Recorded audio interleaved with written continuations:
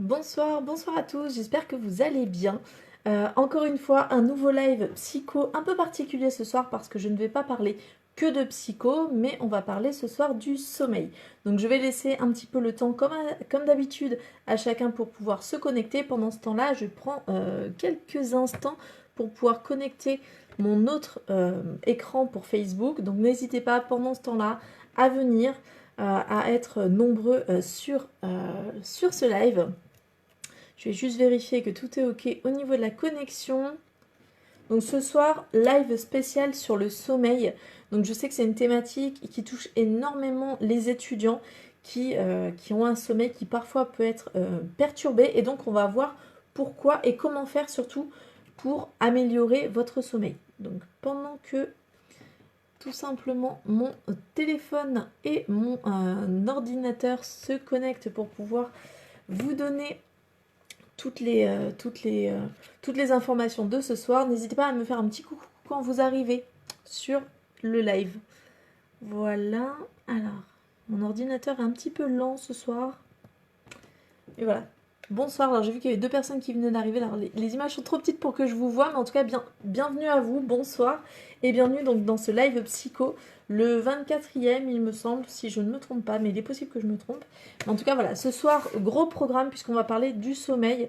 Donc, j'espère que vous avez des choses à en dire. De toute façon, c'est une thématique qui touche tout le monde puisque nous dormons à peu près un tiers de notre vie. Rendez-vous compte, un tiers de votre vie est consacré à cette activité du sommeil. Et pour autant, malgré le fait que ça fasse un tiers de votre vie, eh ben, beaucoup de gens finalement négligent cette partie-là de leur hygiène de vie et donc ont un sommeil qui est plutôt moyen et forcément il y a des conséquences. Donc ce soir, on va parler de comment fonctionne le sommeil. Je vais essayer de repartir sur des notions que j'ai apprises en fac de psycho sur le sommeil parce que oui, nous étudions le sommeil en fac de psycho. Oui, dans un champ de notre activité qui s'appelle la neuropsychologie. Et puis j'ai aussi fait des formations complémentaires sur le sujet. Donc on va pouvoir parler ce soir de comment ça fonctionne, le sommeil, quels sont les différents troubles qu'on peut avoir au niveau du sommeil et puis surtout comment y remédier. Donc pendant que mon ordinateur charge il est particulièrement long ce soir, donc pour l'instant je n'ai pas accès à vos commentaires. Mais voilà, j'espère que vous allez bien. On va laisser encore une petite minute aux uns et aux autres pour pouvoir arriver et partager leur expérience du sommeil avec nous. Donc voilà, prenez place, prenez de quoi boire, de quoi grignoter et surtout de quoi noter toujours. Quand on fait des live psycho, prenez toujours de quoi noter parce qu'il y a toujours des informations sur lesquelles vous pouvez avoir un tilt, un truc qui vous parle ou alors une réflexion que vous vous posez sur vous, sur votre fonctionnement. Donc n'hésitez pas, même si c'est un live un peu spécial puisqu'on va parler d'une thématique qui n'est pas que psychologique mais qui est aussi physiologique en grande partie. Ça y est, mon ordinateur a décidé de bien se connecter. Mais en tout cas, prenez des notes, n'hésitez pas. Et puis surtout, comme je le dis à chaque fois, n'hésitez pas, même pendant le propos, à m'interrompre, à me poser des questions. Voilà, moi je prends toujours énormément de plaisir à échanger avec vous. Et voilà, mon ordinateur, c'est bon. À échanger avec vous et à répondre à vos questions. Donc n'hésitez pas à poser des questions. Ça y est, j'ai les commentaires. Mais c'est ça, je les ai pas du tout sur le téléphone, je les ai sur l'ordinateur. C'est fou ça quand même. Donc bonsoir Patty, bonsoir Audrey, bonsoir à tous ceux que dont je ne vois pas les noms mais qui sont présents. Encore une fois, live spécial sur le sommeil ce soir. Donc on a déjà parlé il y a 2 semaines il me semble des rêves. Donc il y a des éléments que vous allez réentendre une nouvelle fois parce que rêve et sommeil, bien évidemment, nous sommes sur une thématique qui se croise. Mais en tout cas, y a vraiment cette notion de... Voilà, c'est un tiers de votre vie pour lesquels on va pouvoir vraiment creuser un petit peu ce soir et voir s'il y a des problématiques particulières. Donc on va parler physiologie, on va parler intérêt du sommeil, on va parler énormément des hormones aussi parce que le sommeil, vous allez voir, c'est un processus qui est à la base très hormonal. Mais déjà, dites-moi si vous m'entendez bien et si vous me voyez bien. Parce que me voir, je pense, mais est-ce que vous m'entendez bien? Est-ce que le son est ok pour vous? Parce que ça m'est déjà arrivé de faire un live où on m'entendait pas du tout. Donc n'hésitez pas à me dire que le son est ok. Vous êtes un peu mes assistants à chaque fois. Je compte un peu sur vous pour me faire un feedback à cet endroit-là. Donc voilà, je vais attendre d'avoir une réponse là-dessus. Je compte sur toi, Émilie, Audrey, Patty, voilà, je compte sur vous pour me faire un petit retour sur le fait que vous entendez bien. Et dès que j'aurai cette confirmation-là, on va vraiment rentrer dans le vif du sujet. Alors, dites-moi si vous entendez. Si vous entendez bien, je vais essayer de voir si moi, de mon côté... Sur le fait. Ok, a priori, moi, j'entends sur mon PC. Donc, vous devriez avoir le son quand même. Voilà, s'il y a quoi que ce soit, dites-moi. Moi, je suis là pour vous. Hein. Donc, encore une fois, les lives psycho ont été mis en place par le Crous pour apporter des informations aux étudiants, mais surtout pour être des lieux d'échange. Donc, encore une fois, interrompez-moi, coupez-moi la parole, il n'y a pas de souci, surtout que vu que ça se fait par écrit, ben en fait, vous ne coupez pas vraiment la parole, même si vous avez remarqué que je me laisse facilement distraire par les commentaires, mais c'est avec plaisir que je me laisse distraire par les commentaires. Pas de souci. Ok, images et son ok, oui, super, merci les filles. Toujours cool de pouvoir compter sur vous.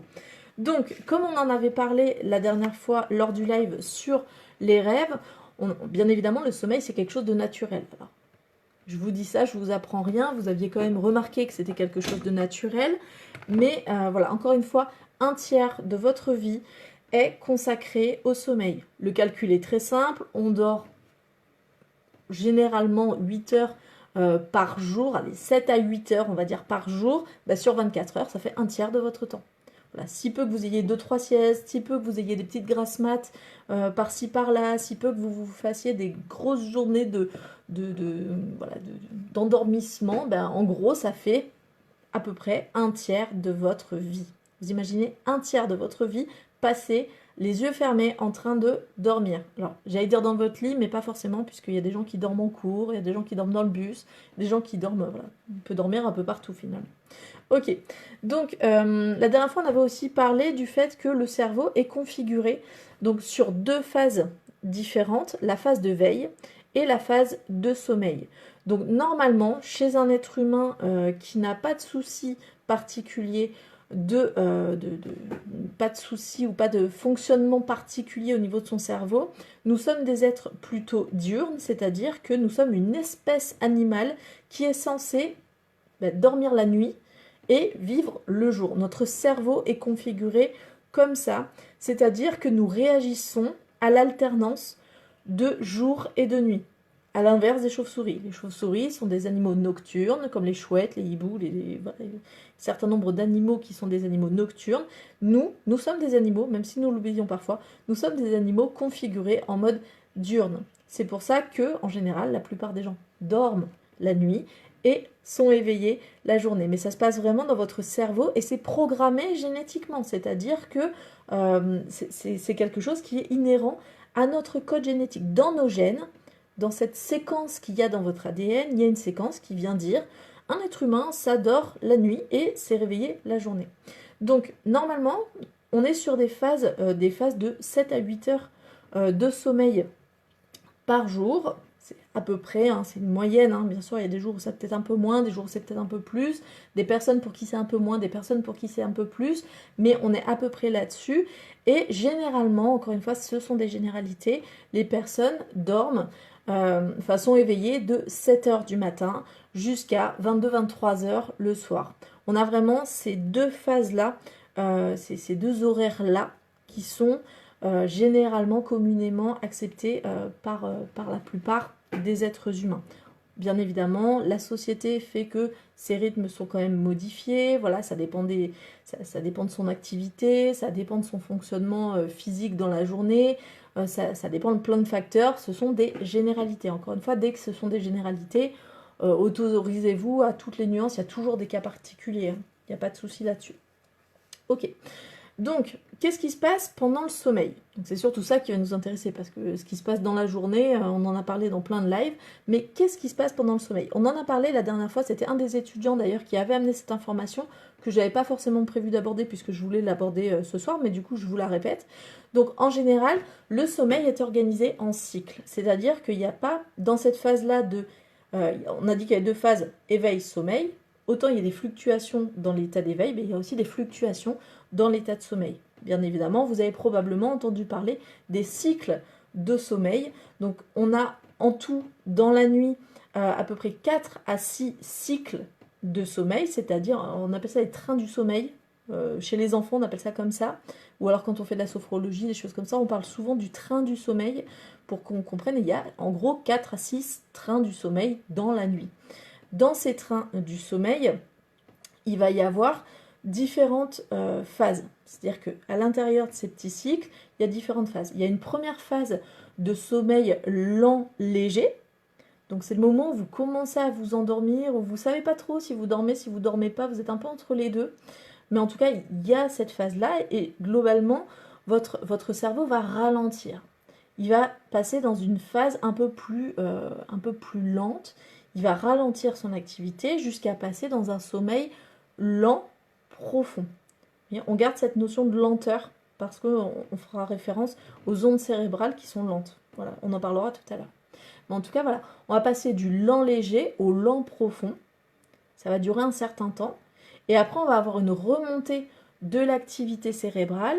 Et à ce moment-là, on va avoir le sommeil paradoxal. Donc, dans chaque train du sommeil, il y a toujours une alternance entre sommeil léger, sommeil profond, qui sont deux phases lentes, et le sommeil paradoxal, qui est une phase d'activité intense du cerveau.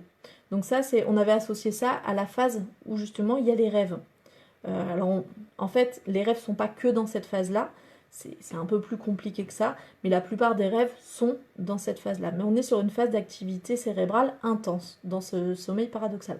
Pourquoi on l'appelle le sommeil paradoxal? Tout simplement parce qu'il y a un paradoxe justement entre une activité cérébrale intense et un corps qui est totalement inerte normalement. Donc voilà. Bonsoir Amandine, comment ça va? Tu vas bien? Bienvenue. Bienvenue. Voilà. Bienvenue à ce live. Donc vous voyez que dans la nuit, finalement, on a des alternances comme ça, avec lent léger, lent profond, paradoxal, puis après on passe au lent léger, lent profond, paradoxal, lent léger, voilà. Et en fait, ces trains ne se ressemblent pas. C'est-à-dire que même si on va avoir toujours ces ces alternances de lent léger, lent profond et paradoxal, au fur et à mesure de la nuit, la composition de chaque cycle va être différente. C'est-à-dire qu'en début de nuit, jusqu'à 3-4 heures du matin, on va avoir beaucoup plus de sommeil lent léger et lent profond et très peu de paradoxal. Et après 3-4 heures du matin, on va avoir moins de lent léger et lent profond et plus de paradoxal. Donc ça va se moduler. On voit que même dans une nuit, même à l'intérieur et entre chaque train du sommeil, chaque cycle, la composition est différente. Vraiment. Et chaque cycle de sommeil, chaque partie du cycle de sommeil est intéressante pour le cerveau et est importante pour le cerveau. Souvent, on parle du sommeil paradoxal parce que c'est dans cette phase-là qu'on rêve et qu'on sait à quel point les rêves sont importants pour le bien-être physique, physiologique, psychologique, bref, à plein de niveaux. Mais en fait, chaque phase du sommeil amène quelque chose d'intéressant pour votre organisme. Bonjour Stevie, je ne sais pas si tu es déjà venu dans nos lives, mais bienvenue à toi. Donc voilà, donc déjà, ayez vraiment cette... J'ai pas de schéma à vous montrer, mais ayez vraiment cette notion, cette représentation qui est en mode, voilà, avec des alternances comme ça, on remonte, on baisse, on remonte, on baisse, on remonte. Et justement, le fait que la phase de sommeil paradoxal soit plutôt dans une activité intense, c'est ce qui fait que quand on se réveille, il est plus facile de se réveiller en sommeil paradoxal, en phase de sommeil paradoxal, parce que l'activité est déjà intense, donc on revient de moins loin, ça demande moins d'efforts pour se réactiver, que si on se réveille en sommeil profond. Quelqu'un qui dort en sommeil profond, pour le réveiller, je ne sais pas si vous avez déjà essayé, mais pour le coup, quelqu'un qui est vraiment endormi en sommeil profond, faut y aller, quoi. Faut le stimuler, il faut quelque part réveiller son cerveau et du coup tout son corps pour pouvoir le réveiller. Et bien en sommeil paradoxal, en fait la limite entre l'état d'éveil et l'état de sommeil paradoxal, la seule limite qu'il y a, c'est l'inactivation du corps, en fait, clairement. On est vraiment là-dedans. J'ai rarement eu le temps, mais je les voyais passer de temps en temps. Eh bien, bienvenue, Stevie, voilà. Voilà, on applaudit Stevie pour son premier live psycho, tu es le bienvenu, pas de souci. Donc ce soir on parle du sommeil, donc j'espère que c'est un sujet qui peut t'intéresser. Donc je continue là-dessus. Donc, comme je vous disais, on a chacun un cycle qui peut être un peu différent d'une personne à une autre. Vous avez déjà dû remarquer qu'il y a des personnes qui ont une certaine facilité à se coucher tôt et à se lever tôt, et d'autres personnes qui ont plutôt une capacité à se coucher tard et se réveiller tard. Et ça, c'est pas qu'une histoire de personnalité. Souvent on entend oui, moi j'ai une personnalité de couche tard, bah moi j'ai une personnalité de couche tôt, ouais toi t'es une mamie, oui toi t'es un fêtard. En fait ça n'a rien à voir, c'est génétiquement encore engrammé dans vos gènes et dans vos habitudes. C'est-à-dire qu'à un moment donné, il suffit pas d'aimer faire la fête pour être un fêtard, il suffit pas d'être quelqu'un de lent ou quoi que ce soit pour être un couche-tôt. Vous voyez? Parce que finalement, les personnes qui se couchent tôt ont généralement de l'énergie le matin, par exemple. Donc en fait, ils peuvent avoir la même dose d'énergie dans leur phase d'éveil, mais c'est juste qu'elle est répartie différemment. Et ça, vraiment, il y a des familles de lève-tôt, il y a des familles de lève-tard, et puis des fois, il y a des exceptions, c'est-à-dire qu'une personne peut, dans son tempérament, on parlait hier justement du tempérament, et des qualités et des défauts, mais en tout cas dans le tempérament d'une personne, donc dans son engrammage euh, corporel, dans son ADN, il pourrait y avoir, donc c'est la théorie qu'il y a, c'est qu'il pourrait y avoir justement des prédispositions à être plutôt un lève-tôt ou un lève-tard, ou un couche-tôt ou un couche-tard. C'est un peu la même chose, mais globalement, voilà, c'est quelque chose qui est assez difficile à modifier. Demander à un couche-tôt de veiller ou demander à un couche-tard de se coucher tôt, c'est presque faire violence à son être en fait, à sa façon de fonctionner. Enfin, on voit très souvent ça chez les adolescents quand ils sont justement dans des phases où ils sont plutôt dans des phases de couche-tard. Et ça, c'est lié aux hormones et on va en parler, mais c'est lié à leur fonctionnement à ce moment-là. Ben, leur demander de se coucher tôt, c'est hyper violent en fait, parce que leur corps, leur cerveau n'est pas là-dedans. Et en fait, et se coucher, s'endormir, ça ne se décide pas. On est d'accord qu'il y a un certain nombre de choses qu'on peut décider, hein. On peut décider quand même de se mettre dans son lit, on peut décider d'avoir une activité un peu plus lente, on peut décider. Mais le sommeil, il suffit pas de dire dors et vous dormez. Alors j'avoue, en hypnose, on le fait un peu. D'accord? On crée les précurseurs pour pouvoir permettre à la personne, non pas de s'endormir, mais de rentrer dans une phase d'éveil différente. Mais la phase d'hypnose n'est pas une phase de sommeil, ça n'a rien à voir. Même si ça peut ressembler un petit peu, c'est pas exactement la même chose. Donc ça ne se décide pas, ça dépend vraiment de quelque chose de corporel. Pour l'instant, ah voilà, donc il y a 3 phases. Émilie, en fait, il y a 3 phases dans chaque cycle de sommeil et il y a chaque nuit 4 à 6 cycles. Tu vois, donc il va y avoir 4 à 6 fois des phases de sommeil paradoxal, 4 à 6 fois des phases de sommeil. Tu vois, il faut vraiment hop, ça descend, hop, ça descend, hop, ça descend 6 fois. Et à chaque fois que ça descend, que c'est en bas ou que c'est en haut, c'est une petite phase dans le sommeil, dans le cycle du sommeil. Nous sommes donc diurnes. Oui, tout à fait, nous sommes des animaux diurnes, nous ne sommes pas des hiboux.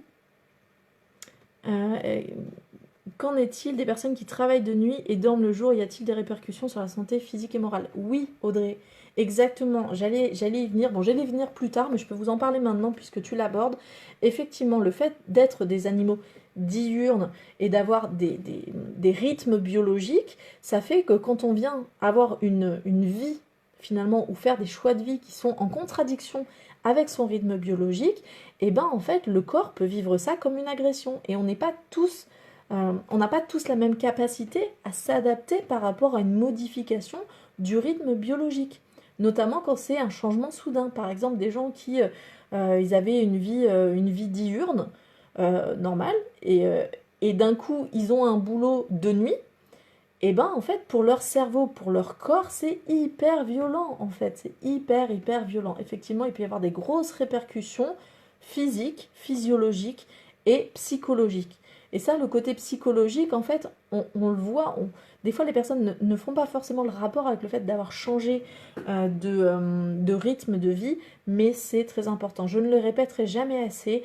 Le corporel est très lié au psychologique. Ce ne sont pas deux entités séparées, ce sont deux entités qui fonctionnent ensemble. Il n'y a rien de plus générateur de stress qu'un problème de sommeil. Souvenez-vous que dans toutes les guerres qu'il y a pu avoir, il y a des témoignages comme quoi faire perdre le sommeil à quelqu'un, l'empêcher de dormir, c'est un moyen de torture. Donc vous voyez à quel point perturber le sommeil, ne pas arrêter de réveiller une personne, de le laisser s'endormir, hop on le réveille, on le laisse s'endormir, hop on le réveille, c'est un moyen de torture en fait. On voit ça chez les psychopathes, on voit ça chez les tortionnaires, voilà, dans certaines prisons, enfin bref, ça fait vraiment violence au corps. Donc bien évidemment, à chaque fois qu'on a une perturbation du cycle de sommeil ou des cycles de sommeil, eh ben, on peut avoir des répercussions très très très importantes sur la santé et sur la personne, quoi, sur le psychisme. Et ça, ça peut arriver plus ou moins rapidement selon les personnes, mais ça a toujours un impact. Et puis il y a des personnes qu'on appellera des personnes résistantes, c'est-à-dire qu'elles ne sont pas vraiment couche-tôt, elles ne sont pas vraiment couche-tard, elles sont flexibles. Ça fait partie de leurs caractéristiques, ça fait partie de leurs capacités. Elles ont une grande capacité justement à s'adapter. Elles peuvent dormir la journée, elles peuvent dormir la nuit, elles peuvent... Voilà. Mais généralement, voilà, c'est qu'une toute petite partie de la population. C'est vraiment très très peu de gens qui sont capables de faire ça. Et il y a vraiment... Voilà, il y a qu'à voir déjà comment on réagit quand on change d'heure, en fait. Vous savez, les changements d'heure qu'on a programmés, voilà, un en été, un en hiver. Et bien rien que pour une heure modifiée, une heure c'est rien, une heure sur 24 c'est rien. Ben, et pour autant, combien d'entre nous ont besoin d'au moins une semaine pour s'en remettre? On le voit sur les enfants aussi. Les enfants, de toute façon, les enfants ça triche pas. Quand ça perturbe, ça se voit. Les enfants, ils ont toujours, quasiment tous, besoin d'au moins une semaine pour se remettre de ce décalage. Et il y a même des enfants qui ont besoin de beaucoup plus de temps, en fait. Alors qu'on leur a juste proposé, enfin, on les a juste décalés d'une seule heure. On pourrait se dire une heure, c'est rien du tout. Rien du tout. En plus, on justifie par le fait que c'est mieux avec le soleil et tout ça. Oui, mais concrètement, ça change ça décale le rythme biologique quand même. Donc, effectivement, on peut avoir une grosse répercussion. Gros dormeur ou petit dormeur, question d'hérédité. Oui, oui. C'est une question d'hérédité. C'est une question aussi de fonctionnement hormonal, clairement. Voilà, il y a des personnes, et puis il y a des personnes qui clairement ont des troubles du sommeil et qui effectivement sont hypersomniaques, narcoleptiques. Bref, il y a des troubles du sommeil que je vais évoquer plus tard et qui effectivement sont pas forcément une notion d'hérédité, mais qui sont en fait un bug du cerveau ou un bug hormonal. Ok, c'est possible l'inverse, que la psychique influence le sommeil? Ben oui, tout à fait. Amandine, cas classique pour le coup, tu fais bien de le préciser. On y viendra à la fin, hein, mais voilà, moi je vais déjà vous parler du sommeil quand ça fonctionne bien. Et puis après, on parlera des troubles du sommeil, si ça vous va. Donc, on continue. Donc, qu'est-ce qui se passe? Maintenant, je vais vous expliquer comment ça marche le sommeil. Parce que j'ai beau vous dire que c'est une histoire finalement que nous sommes programmés pour être des êtres qui vivent la journée et qui dorment la nuit, mais de comprendre comment ça marche dans votre cerveau. Donc c'est là où finalement vous pouvez même vous faire un petit schéma sur votre papier, votre crayon que vous avez pensé à prendre, parce que je vous l'ai dit tout à l'heure peut-être. Donc en fait, qu'est-ce qui se passe? Donc dans notre cerveau, il y a ce qu'on appelle un centre d'éveil et un centre de sommeil. Qu'est-ce qui se passe pendant la journée? Pendant la journée, le centre d'éveil envoie des influx nerveux dans votre cerveau pour que les différentes parties de votre cerveau qui ont besoin d'être réveillées la journée le soient. C'est-à-dire qu'en gros, elle met l'électricité. En fait, elle a branché l'électricité. Ok, la seule zone du cerveau qui n'est absolument pas connectée à ce moment-là, c'est ce qu'on appelle le centre du sommeil. Celui-là, le passage est bloqué, l'interrupteur est baissé et du coup, il n'est pas du tout activé pendant la journée. Donc, imaginez, voilà, centre d'éveil qui va faire en sorte qu'il y ait de l'électricité dans toutes les zones pour que ça fonctionne bien et qu'on puisse bien fonctionner. Et puis, centre du sommeil qui, lui, du coup, est en sommeil pendant la journée. Au moment de la nuit, donc, quand votre cerveau passe en mode nuit, parce qu'on pourrait se dire c'est lié à la luminosité qui baisse, mais pas forcément. Je vous expliquerai après pourquoi. Mais en tout cas, quand notre cerveau passe en mode nuit, ce qui va se passer, c'est qu'il va y avoir un pic, une hausse dans votre corps d'une hormone qu'on appelle la mélatonine.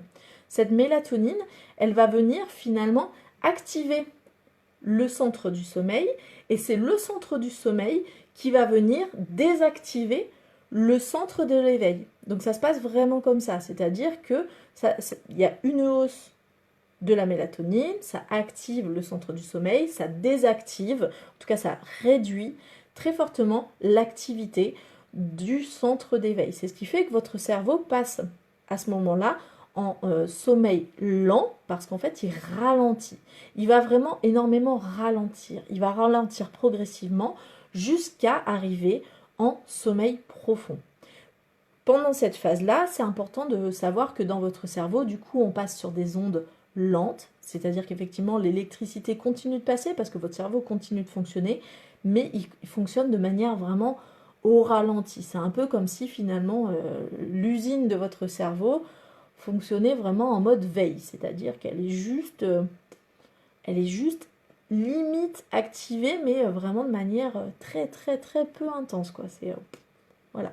Et c'est pendant cette phase-là qu'il du coup il y a ce qu'on appelle les ondes amples et les ondes lentes dans votre cerveau, et ces ondes-là vont permettre justement de recharger les batteries, de pouvoir permettre au sommeil d'être réparateur. Donc oui, pour ceux qui ont suivi mon propos, vu que c'est en début de nuit, donc entre votre endormissement et 3 heures du matin, qu'il y a le plus ces ondes-là, puisque c'est à ce moment-là qu'il y a le plus de phases lentes, et ben c'est cette phase-là de la nuit qui est la plus réparatrice. Si vous suivez le programme. J'espère que je vous ai pas perdu en route, hein.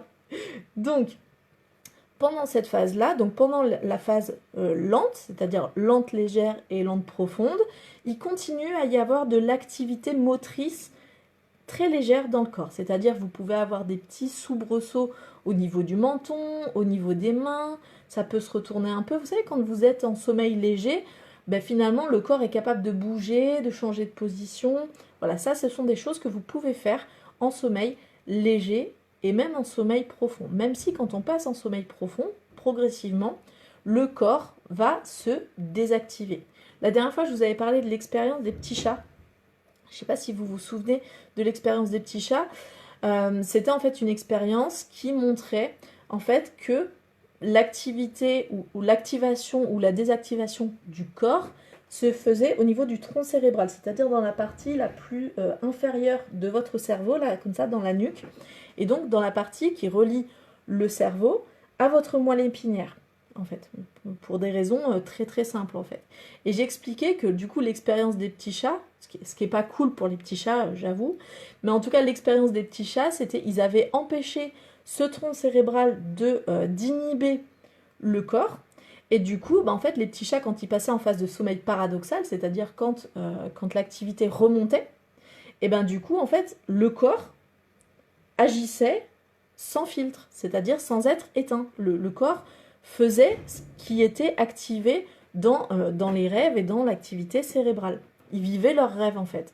C'est ce qui fait que parfois, les somnambules, ils peuvent avoir effectivement un défaut au niveau du tronc cérébral, ou en tout cas au niveau de l'inactivation du tronc cérébral ou de l'activation du tronc cérébral, et qui fait que du coup, ils sont en train de faire ce dont ils rêvent. C'est-à-dire, ils parlent, ils se déplacent, ils se lèvent, ils vont dans le frigo, et pour autant, ils dorment, en fait.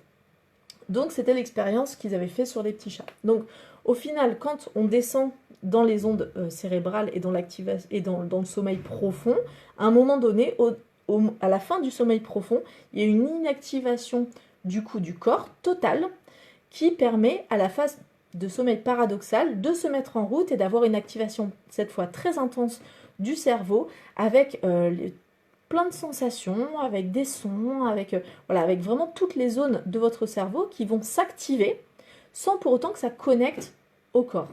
Et c'est ce qui fait qu'on peut avoir des rêves où on sent des choses, on ressent des émotions, on a des sensations dans le corps. J'avais expliqué la dernière fois justement dans les rêves que ça m'était arrivé une fois de rêver que je m'étais cassé la jambe et que du coup en me réveillant ça avait paru tellement réel qu'en fait j'ai boité pendant quelques heures. Il y en avait certains qui étaient en mode non, mais c'est pas possible et tout. Mais je vous garantis que quand un rêve est vraiment aussi réel, c'est que votre cerveau le rend tellement réel en fait. Et heureusement qu'à ce moment-là, je ne me suis pas vraiment cassé la jambe en fait. Que je ne me suis pas vraiment levée. Heureusement que mon tronc cérébral m'a empêché de faire ce qui m'a embêté. Désolée, j'ai toussé un peu. Ok, donc vous voyez que finalement, dans votre nuit, il y a plein de choses qui se passent dans votre cerveau. Vous avez l'impression juste que vous dormez. Vous avez résumé l'histoire en disant je dors. Mais en fait, vous faites énormément de choses. Il y a différentes phases d'activation lente et rapide et intense de votre cerveau. Et au moment du coup de la dernière phase de cycle de sommeil, et ben en fait vous êtes sur une phase de sommeil paradoxal. Et en général, c'est à la fin de cette dernière phase de sommeil paradoxal que vous vous réveillez. Mais vous voyez bien qu'avec une activation du cerveau qui est quasiment comme celle de l'éveil, en fait, il suffit juste au tronc cérébral de reconnecter le corps et à ce moment-là, vous sortez tranquillement de votre phase de sommeil. Et c'est pour ça qu'on se souvient parfois des derniers rêves du matin. Alors, toujours un papier et un stylo, très bon élève. Très bien les filles. Au top. Donc vous voyez que c'est une histoire finalement de mélatonine. Et des fois, il y a des personnes qui ont des troubles du sommeil qui sont liés en fait à un défaut de mélatonine. Ils n'arrivent pas à s'endormir parce que leur corps ne génère plus assez de mélatonine là, enfin en tout cas au moment où il devrait en générer. Donc, qu'est-ce qui se passe aussi quand vous êtes en phase de sommeil? Donc, j'ai dit que finalement, le centre de l'éveil était lui en sommeil pendant la phase de sommeil, puisqu'il est influencé par le centre du sommeil, donc il est en activité réduite. J'ai parlé du tronc cérébral qui lui fonctionne à bloc pour empêcher le corps de faire les actions qui sont générées notamment dans la phase de sommeil paradoxal, mais ce n'est pas les seules parties de votre cerveau qui fonctionnent. On a notamment deux glandes en fait dans le cerveau. Donc votre cerveau est vraiment composé d'énormément de parties. Alors, je ne vais pas vous les décrire toutes ce soir, déjà parce que je ne les connais pas toutes. Mais en tout cas, il y en a énormément.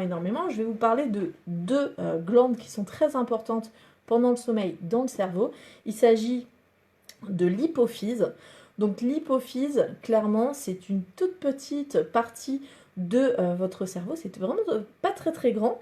Et c'est justement à l'endroit où il y a le centre du sommeil. Et donc il est activé à bloc pendant votre sommeil. Alors de manière un peu différente selon les phases de sommeil, bien évidemment. Hein. Ça serait trop simple sinon. Mais en tout cas, c'est cette glande-là qui est notamment responsable de l'hormone de croissance. Cette fameuse hormone de croissance dont on parle beaucoup par rapport au développement de l'enfant ou au développement de l'adolescent, mais en fait, finalement, qui agit tout au long de notre vie, en fait, parce qu'on a toujours des zones de notre corps qui sont en croissance, en fait. Par exemple, notre nez ne cesse de croître. Nos oreilles aussi, c'est pour ça que quand on est petit, des fois on a des petites oreilles, et puis quand on grandit, finalement, les personnes âgées ont généralement des plus grandes oreilles. Je ne sais pas si vous avez remarqué ça. Mais en tout cas, quand on dort, c'est là où on est à bloc des hormones de croissance. Et donc c'est pour ça, pour ceux qui ont déjà des enfants ou pour ceux qui en gardent, notamment la nuit, et bien parfois, il arrive qu'on couche un enfant, alors on le couche comme ça, et on le retrouve le lendemain, on se dit mais il a grandi pendant la nuit, non? Et bien en fait, c'est vrai. En fait, c'est totalement normal parce qu'en fait, c'est pendant la nuit que l'enfant grandit plus que pendant la journée. Dans la journée, effectivement, il grandit encore, mais en fait, c'est la nuit où il va y avoir l'activation de cette fameuse hormone de croissance qui va venir créer de la structure osseuse, créer de la structure musculaire, créer énormément de choses en fait. Et c'est rendu possible notamment parce que le corps est allongé et que parce que le corps est inutilisé. En fait, si on grandissait en même temps qu'on court, mais en fait, ça serait compliqué parce qu'on serait en même temps en train de créer de la matière et en même temps en train de l'utiliser. Donc, ça serait très compliqué. Donc, pendant le sommeil, c'est là où vous grandissez. C'est là où les enfants grandissent le plus. Et on verra que ça peut avoir des effets aussi sur le sommeil. Alors, j'ai vu qu'il y avait... Hop. Ah, j'ai loupé une question de Patty. Alors, et d'Émilie aussi. Alors, Émilie nous dit, mais si le sommeil paradoxal est dans tous les cycles, il est aussi avant 3 heures du matin, oui. Tout à fait, tout à fait. Il est avant 3 heures du matin aussi, mais en proportion beaucoup plus petite que après 3 heures du matin, pour le coup. Voilà, la première partie du sommeil, c'est vraiment réparation, construction, recharger les batteries. Ça se passe vraiment dans la première partie du sommeil. C'est pour ça que d'ailleurs, les gens qui se lèvent relativement tôt, ça ne les empêche pas enfin, selon comment ils fonctionnent, bien évidemment, je parle de relativement tôt, mais en tout cas, c'est pour ça qu'ils peuvent être totalement reposés, parce qu'en fait, la phase de repos, le processus de repos est déjà plus ou moins fait, en fait. Donc, Patty nous demande, question, j'aime bien quand tu mets question en premier, comme ça je sais que c'est une question. Pourquoi je n'arrive pas à dormir toute la nuit? Je me réveille toujours à 3 heures et parfois je n'arrive pas à m'endormir. Alors là, on parlera de ça quand on parlera de troubles du sommeil à la fin de l'intervention, parce que ça peut venir de plein de choses différentes. Pour le coup, il peut y avoir plusieurs facteurs, mais pour pouvoir te permettre de te poser des questions, il faut que je finisse de t'expliquer comment ça marche normalement, en fait. Ça va déjà te donner des petites indications sur où est-ce que ça peut bugger. Alors, et quand on fait la sieste, nous sommes dans quel cycle? Est-ce bon de faire des siestes? Petite sieste, c'est mieux. Alors, la sieste, c'est vraiment... Alors, c'est un autre processus qui se met en place au niveau des siestes. C'est qu'en fait, au moment de la... On a tous, en fait, des fluctuations de la température dans la journée. Je ne sais pas si vous avez remarqué qu'en fait, vous n'avez pas la même température. Bon. Si vous avez pris l'habitude... Alors, souvent, c'est les femmes qui veulent avoir des enfants. Bah, du coup, elles se prennent la température toute la journée. Donc, en fait, elles cherchent les modifications de température parce que ça peut avoir un lien avec l'ovulation, tout ça. Donc c'est à ce moment-là qu'elles découvrent qu'en fait elles n'ont pas la même température toute la journée, mais en fait classiquement nous n'avons pas la même température toute la journée. Vous n'avez pas la même température au réveil le matin que à midi, que le soir. Et en fait il se trouve que dans notre fluctuation de température, vers le milieu de journée, nous avons une baisse de température. C'est pour ça que des fois on a une baisse d'énergie aussi. Vous voyez, il y a une phase où on est un peu en baisse, en sous-régime, vous voyez, et bien ça se voit au niveau de la température, ça se voit au niveau de votre énergie, ça se voit à plein de niveaux. Et donc à ce moment-là, c'est à ce moment-là qu'on pique un peu du nez, en fait, parce qu'on est justement dans une phase de récupération, et donc une phase qui va permettre de baisser en fait votre activité et après de reprendre. Et donc dans cette phase-là, et ben en fait, vu qu'il y a une baisse de température, je vous parlerai de la température après, mais en tout cas, vu qu'il y a une phase de baisse de température, et ben en fait, c'est une phase qui est propice au sommeil parce qu'en fait, on a moins d'énergie à ce moment-là. Mais que vous mangiez ou que vous ne mangiez pas, votre température va réaugmenter après, votre énergie va réaugmenter après. Donc ça, c'est important à savoir. Souvent, il y a la notion de oui, il est midi, donc si je mange pas, je vais être KO toute la journée. Non, en fait, si vous passez l'heure, vous allez de nouveau avoir une phase d'énergie après, en fait. Je sais pas si vous avez déjà vérifié ça, si vous l'avez déjà expérimenté. Notamment vous, avec les cours, des fois, j'imagine que vous avez des cours entre midi et 2. Ben, si vous ne pouvez pas manger à ce moment-là, vous allez avoir un pic, enfin un creux comme ça, d'énergie. Mais même si vous ne mangez pas, finalement, vous allez de nouveau avoir de l'énergie après. Et donc pendant cette phase-là, il y a des personnes qui effectivement piquent du nez, se rechargent un peu les batteries, dorment, mais on n'est pas vraiment on n'est pas dans le même sommeil que la nuit en fait. C'est pas exactement la même chose. D'ailleurs en général on dort un peu moins longtemps. On n'est plus sur des cycles de 90 minutes. On est sur des cycles beaucoup plus courts qui sont un peu comme, je sais pas, comme quand vous avez votre téléphone et que vous sentez que vous avez un moyen de le recharger, là vous le rechargez et voilà, c'est un peu la même notion en fait. C'est pas essentiel, mais voilà, on n'est pas dans une phase vraiment de sommeil, de vrai sommeil. On dort, mais c'est pas le même sommeil que la nuit. Est-ce bon de faire des siestes? Petite sieste, c'est mieux. Alors là, il y a vraiment toutes les écoles. Moi, j'ai tout entendu par rapport à ça. J'ai entendu la phase, il faut absolument pas faire de sieste, sinon on dort pas le soir. Il faut faire une sieste de 2 heures, ou alors il faut faire une sieste de 20 minutes, ou alors, enfin bref, j'ai tout entendu. Je pense que ce qui est important, c'est de vous écouter. Il y a des personnes à qui la sieste va faire du bien, et des personnes à qui la sieste va pas du tout faire du bien, justement parce que ça va venir entamer le capital du soir. Voilà, moi je pense qu'il faut s'écouter là-dessus. Si vous avez envie de faire une sieste et que vous avez la possibilité, faites-le. Et puis si vous n'en avez pas besoin, c'est un peu comme l'alimentation. Pour moi, les siestes et l'alimentation, on est sur de la gestion d'énergie. Mais voilà, on peut très bien... En fait, il y a des personnes qui vont gérer leur énergie justement grâce à l'alimentation. Il y en a d'autres qui vont la gérer avec de l'activité. Il y en a d'autres... Voilà. On gère pas notre activation motrice de la même façon dans la journée. Donc c'est vraiment à toi de savoir si c'est bien ou pas pour toi, en fait. Si ça t'empêche pas de dormir la nuit, si ça te rebooste dans la journée, si tu as la possibilité de le faire, bah pourquoi pas. Et si c'est agréable aussi. Voilà. Moi, je sais que je fais pas partie des personnes qui aiment faire la sieste la journée. Je sais que j'ai... Enfin, en général, d'ailleurs, mon mari le sait, il sait que quand je dors dans la journée, c'est qu'en général, je suis vraiment KO de chez KO. Et là, on est dans de la récupération d'un manque de sommeil de nuit, en fait. Ce qui peut être le cas quand on est une maman avec 4 enfants, hein, jeunes.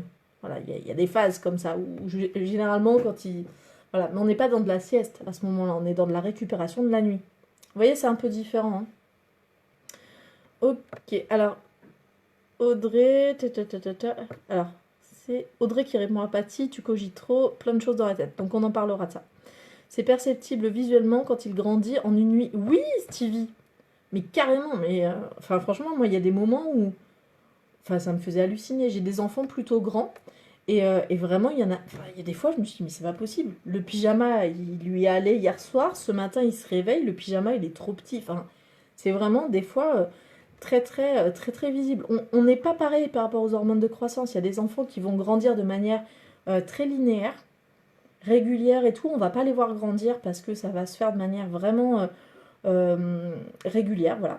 Et puis il y a des enfants qui vont avoir des pics de croissance, des poussées de croissance. Ils vont pas grandir pendant un certain temps, et puis après, d'un coup, ils vont prendre plusieurs centimètres. Enfin, la croissance, c'est vraiment, quand on a des enfants, c'est vraiment intéressant à observer. Et puis pour le coup, on peut rien y faire. C'est vraiment, chaque enfant a son fonctionnement par rapport à ça. Moi, j'en ai 4, et ils sont totalement différents les uns des autres par rapport à ça. Tu penses au Corée de Zumba? Et peut-être que Patty pense au Corée de Zumba, je sais pas. Je vous ai un peu loupé, donc j'espère que j'ai pas loupé trop de choses. Je pense aux filles élèves qui ne viennent plus. Ah, d'accord. Donc là, on est parti sur une discussion un peu privée, sur la Zumba, tout ça. Oui, voilà, on entend de tout concernant les siestes, autant pour les adultes que pour les enfants. Ouais, pour les enfants, ça a fait beaucoup de dégâts, cette histoire de sieste. Hein. Encore une fois, on est sur le principe éducatif, où finalement, on impose un principe éducatif à un enfant sans pour autant prendre en considération ce qu'il est, comment il fonctionne. Voilà, on a beaucoup de modèles éducatifs qui sont comme ça en modèle descendant et qui ne sont pas vraiment à l'écoute de l'enfant. Moi, clairement, cette histoire de sieste, voilà, moi j'ai été plutôt à l'écoute de mes enfants sur ça. Voilà, je les ai jamais obligés à dormir, à faire la sieste. Et finalement, ils vont très bien. Mais voilà, je pense que c'est chaque parent, chaque éducateur qui fait un peu comme il peut par rapport à ça, vu qu'il n'y a pas de manuel de comment éduquer un enfant parfaitement. Donc voilà, chacun fait un peu ce qu'il peut. Je travaille dans la petite enfance, bah tu vois. Et on nous dit que le sommeil diurne et nocturne n'ont rien à voir. Effectivement, ça n'a rien à voir. Le plus important pour le développement de l'enfant, c'est le sommeil nocturne. Parce qu'encore une fois, ça active l'hypophyse, ça active toutes les hormones de croissance, et du coup celui-là est très important. Le sommeil dans la journée sert à l'enfant. Alors on a quand même une mise en place de ce rythme jour-nuit qui n'est pas encore très bien calé chez le bébé, par exemple. Hein. Le bébé a énormément besoin de sommeil, justement parce qu'il a besoin de beaucoup d'hormones de croissance. Parce que vous imaginez même pas le pourcentage de gain de matière qu'un enfant fait dans les premières années de sa vie. C'est quand même assez incroyable, en fait. Hein. Moi, j'avais étudié ça parce que j'ai donné une formation à Dakar sur justement la psychologie de l'enfant et le développement de l'enfant. Et en étudiant ça, mais je me suis dit, waouh, je comprends qu'ils dorment autant, parce qu'ils font énormément de choses, en fait. Leur corps est en activation énorme, en fait, pendant la journée. Ok, je pense que j'ai passé tous les commentaires. Donc, je vous ai parlé de l'hypophyse, qui est vraiment une glande qui joue donc dans l'hormone de croissance, qui joue aussi chez l'adulte comme chez l'enfant sur la réparation des tissus. Par exemple, si vous avez une blessure, si vous avez même le renouvellement de la peau, bref, tout ce qui est renouvellement et réparation du corps se fait la nuit grâce notamment à l'hypophyse. Ça se fait la nuit en partie, bien évidemment, mais plus facilement la nuit que la journée. Tout ce qui est la notion aussi de récupération d'énergie se fait notamment, je vous ai dit, sur les ondes lentes du cerveau qui, elles, vont permettre de recharger vraiment pas mal les batteries. Ok, et puis il y a du coup la deuxième glande dont je voulais vous parler par rapport à ce cycle de sommeil, c'est l'hippocampe. Alors, c'est pas le petit animal qui est dans l'eau et qui est trop mignon, et d'ailleurs dont le papa porte les bébés, hein, je vous le rappelle. Mais en tout cas, non, ça n'a rien à voir, c'est l'hippocampe, c'est en fait une structure cérébrale, donc une glande, qui va être très impliquée, notamment dans une fonction qui est primordiale, qui est la mémoire. Alors j'en reparlerai bien évidemment quand on va évoquer, voilà, on fera un live sur la mémoire spécifiquement, mais je vous en parle déjà ici parce que, bien évidemment, quelqu'un qui dort mal, dont le sommeil est perturbé, va avoir des troubles de la mémoire de manière assez importante. Parce que pendant la nuit, je vous en avais déjà parlé, mais pendant la nuit, c'est à ce moment-là que le cerveau trie les informations de la journée, va finalement amener des informations en mémoire à long terme, ou alors va retravailler des informations pour donner du sens et faire du lien entre des informations pour lesquelles on n'avait pas fait de lien forcément dans la journée. Bref, pendant votre sommeil, votre mémoire, c'est là qu'elle travaille. Et c'est le meilleur moment pour elle de travailler parce que vous lui fichez la paix, en fait, puisque vous dormez. Donc il n'y a pas de contrôle, il n'y a pas de... Non, là, votre cerveau, il est totalement tranquille pour faire le boulot. Et donc, c'est à ce moment-là qu'il va avoir la plus grande capacité à mémoriser vos cours, les notions, les expériences, les noms. Bref, c'est à ce moment-là vraiment que ça va se passer. Et donc, vous comprenez, j'imagine, là déjà, à quel point le sommeil est important. C'est pas juste récupérer de l'énergie. C'est pas juste ça. Mais vous voyez à quel point le sommeil est impliqué dans votre santé, votre développement, et aussi, du coup, vos capacités d'apprentissage, en fait. Donc, vraiment, le sommeil, c'est... Enfin, je veux dire, si ça fait un tiers de notre vie, c'est pas pour rien. C'est parce que vraiment, on en a besoin. C'est primordial. C'est pas juste pour passer le temps et pour avoir l'impression que les journées sont moins longues. Non, non, il y a vraiment des vraies choses qui se passent la nuit. On parle souvent de ce qu'on fait dans la journée, mais en fait, l'essentiel de notre activité se passe la nuit, en fait. Ok, j'ai vu qu'il y avait une petite question. Nos cauchemars et nos rêves viennent-ils forcément de notre vie? Alors, c'est ce que je disais quand on a fait le live sur les rêves, que je t'amène à regarder si c'est une thématique qui t'intéresse. Mais en tout cas, donc déjà, cauchemars et rêves, on est en fait sur la même chose. Ce qui va changer, c'est l'appréciation qu'on y donne, en fait. C'est-à-dire que si ça t'a paru particulièrement désagréable, tu vas appeler ça cauchemar. Si t'as pas vraiment d'appréciation à donner par rapport à ça négative, tu vas appeler ça un rêve. Et si c'est particulièrement agréable, là vraiment tu vas estampiller le côté ouais, c'était un rêve, c'était trop bien, voilà. Mais en fait, par rapport aux rêves, on sait encore une fois aujourd'hui très peu de choses. On sait, ou en tout cas on attribue la phase de rêve aux phases qui sont les phases de sommeil paradoxal, mais en fait on serait en questionnement sur est-ce qu'il n'y aurait pas des rêves à d'autres moments de la nuit. Et puis, on est aussi en questionnement sur d'où viennent nos rêves. Alors bien évidemment, il y a plein de théories par rapport à ça, puisqu'on ne peut rien prouver. Donc Freud disait que c'était un espèce de réémergence de ce qui était dans l'inconscient, et qu'à ce moment-là, ça faisait une sorte d'amalgame de morceaux choisis, on va dire un peu comme un mix de ce que tu as vécu, de ce que tu as pensé, de ce que tu as ressenti, qui viendrait scénariser finalement tout ça sous forme de rêve. Mais il y a aussi d'autres théories qui sont plus des théories d'activation cérébrale ou des théories... Donc c'est un peu compliqué. Et puis il y a aussi, j'avais parlé aussi des théories plutôt ésotériques ou chamaniques qui seraient plutôt sur une activation des rêves qui auraient un lien avec plutôt un inconscient collectif ou l'univers ou Dieu ou peu importe. Donc d'où viennent nos rêves? C'est compliqué à le dire. Moi, j'aurais tendance à dire quand même que ça a un gros lien avec ce qu'on vit. Mais, parce que clairement, c'est pas rare qu'on rêve de ce dont on a vécu. Mais concrètement, on n'a pas de réponse scientifique claire sur ça.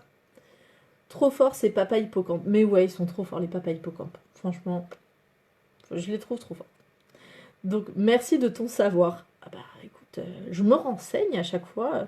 C'est bien, ça me permet de rebrasser un peu les notions que que je donne en fait au quotidien à mes patients, et puis aussi mes grilles de lecture. En fait, je me rendais pas compte que je savais tout ça. Vous voyez? Bon, en fait, oui, je sais énormément de choses, mais parce que aussi je m'y intéresse. Si vous êtes un peu curieux, vous allez avoir autant de savoir, voire même plus. Hein, parce que moi, je suis quelqu'un de curieuse, mais je pense que vous l'êtes aussi. La preuve, c'est que vous êtes là. Donc, vous avez toutes les prédispositions pour réussir dans la vie. Souvenez-vous du live d'hier. Ok, donc on a parlé de l'hippocampe, on a parlé de l'hypophyse, on a parlé du fait qu'il y avait différentes phases dans les cycles de sommeil. Donc vous avez compris que finalement, il y a beaucoup de choses qui se passent dans le cerveau et que le sommeil, c'est hyper, hyper, hyper important. Donc, je vous ai parlé aussi des ondes, le fait que dans le cerveau, donc il y a de l'activité électrique dans le cerveau qui est mesurée. En général, on a les électroencéphalogrammes, bref, on a différents moyens finalement d'étudier le fonctionnement cérébral, et du coup on peut étudier l'activité électrique dans le cerveau pendant le sommeil. Donc je vous ai dit que dans les phases lentes, on était sur des ondes cérébrales qui sont plutôt lentes. Pour le coup, elles sont plutôt espacées, plutôt ondulées, elles s'énervent pas, quoi. Vous voyez, c'est plutôt lent, c'est plutôt plat. On n'est pas sur de l'encéphalogramme plat non plus, hein. D'accord? Parce qu'encéphalogramme plat, ça veut dire que vous êtes mort cérébralement. Donc non, on n'est pas sur une mort cérébrale, on est vraiment sur quelque chose qui est lent, ralenti, voilà. Et puis dans la phase de sommeil paradoxal, là, le curseur vraiment s'active, et là, vous allez avoir une grosse activité cérébrale. Donc ça, on en a parlé. Je vous ai parlé aussi du fait qu'il y a une phase du sommeil où il y a de l'activité musculaire et une phase de sommeil où il n'y a plus d'activité musculaire, et ça, c'est très important. Tac. J'essaie de voir tout ce que je vous ai dit et tout ce que je ne vous ai pas dit. Donc si ça vous va, maintenant on va parler des troubles du sommeil. Il est quelle heure? Parfait. Alors, j'avais des questions alors. Mais alors les siestes n'aident pas à mémoriser? Eh ben non, en fait elles t'aident à te reposer éventuellement, donc à recharger d'une certaine manière les batteries. Mais non, elles t'aident pas forcément à mémoriser plus que ça. Donc mon fils parle pendant qu'il dort, somnambule, il a 10 ans. C'est très clair, c'est très fréquent, pardon, c'est très fréquent que les enfants justement aient plus de somnambulisme et une plus grande difficulté finalement à brider l'activité corporelle. Encore une fois, quand on parle, c'est une activité motrice en fait. On se dit c'est pas le corps, mais si, en fait ça reste le corps, c'est pas juste dans le cerveau. Quand vous pensez à dire quelque chose, c'est dans votre cerveau. Mais quand vous le dites, c'est plus votre cerveau en fait, c'est corporel. Et ben en fait, probablement qu'il a une petite incapacité ou un petit défaut au niveau du tronc cérébral. Quand je dis ça, tu vas t'inquiéter. Non, ne t'inquiète pas, c'est totalement normal. C'est qu'en fait, le cerveau des enfants n'est pas un cerveau mature à la naissance. Il met un certain temps à être totalement mature, notamment sur ces mécanismes-là de jour et de nuit et d'inactivation motrice pendant la nuit. Donc là, vu qu'on va parler des troubles du sommeil, donc je vais directement aborder la question du somnambulysme puisqu'on en a déjà un petit peu parlé. Mais en fait, il faut savoir que c'est très très fréquent, notamment chez les enfants de moins de 7 ans. Donc là, tu me parles de 10 ans, mais on est sur de l'activité motrice de parole, donc ça mobilise quand même moins le corps. Donc c'est hyper fréquent que voilà, surtout entre 7 et 10 ans en fait. Le somnambulisme, c'est pas avant 10 ans, avant 7 ans, c'est entre 7 et 10 ans. Il y a énormément d'enfants qui justement se lèvent la nuit, qu'on retrouve dans le frigo, qui ont changé de lit, qu'on retrouve en train de dormir devant la télé alors qu'ils se souviennent même pas de cette levée, ou qu'on retrouve dans les toilettes. Parce que à un moment donné, leur cerveau a imaginé qu'ils allaient aux toilettes, donc du coup, leur corps a fait l'action. De toute façon, ils connaissent déjà le chemin, donc même les yeux fermés, ils sont capables d'aller aux toilettes, même les yeux ouverts en fait. Enfin, vous voyez, il y a une sorte dans le somnambulisme, il y a le corps qui fait ce dont on rêve. Donc en fait, vous vivez vos rêves en fait pendant le somnambulisme. C'est un peu plus compliqué que ça, mais en fait c'est un faux réveil en fait. Il y a votre corps qui est réveillé, mais il y a votre cerveau qui est en mode endormi, mais en mode de sommeil paradoxal. Alors, ma sœur faisait ça quand elle était dans un environnement qu'elle ne connaissait pas, mais ça lui a passé. Oui, le stress joue sur le somnambulisme et sur la capacité ou l'incapacité ou la difficulté du cerveau à brider justement l'activation corporelle.